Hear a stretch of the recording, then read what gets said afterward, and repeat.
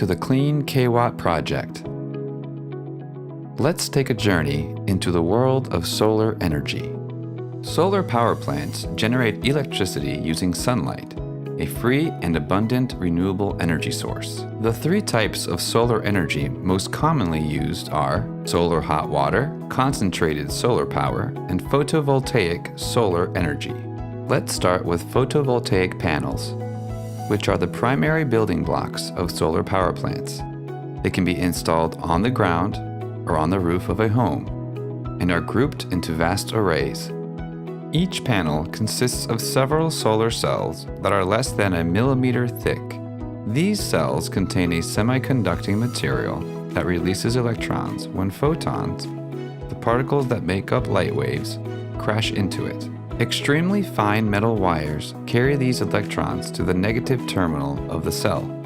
They then follow an external circuit that leads to the cell's positive terminal.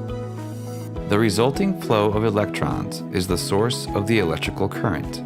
The current passes from cell to cell, panel to panel, combining with the currents from all other cells along the way, and then flows into the inverter.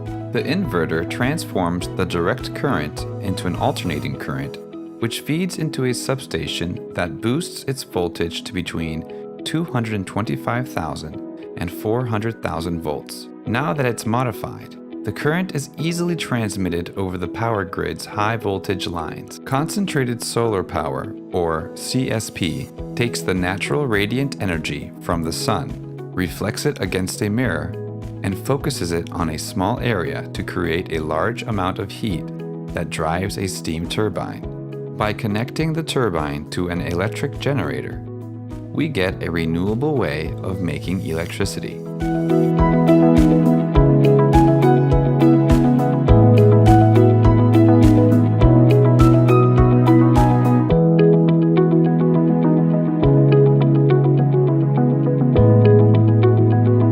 Towers, dishes, linear mirrors, and troughs. Have a look at this parabolic trough system.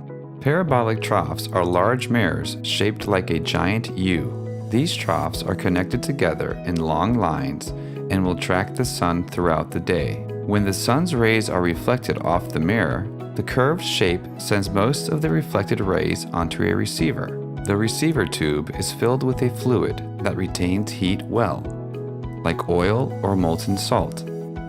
This extremely hot liquid transfers heat to the water in a heat exchanger, converting it to steam. The steam is sent to a turbine at a power plant, and the next phase begins. A steam turbine spins a generator, and the generator produces electricity. Once the fluid transfers its heat, it's reused, and a new cycle begins. The steam is also cooled, condensed, and recycled. One big advantage of these trough systems is that the heated fluid can be stored and used at a later time to continue making electricity when the sun isn't shining or even overnight.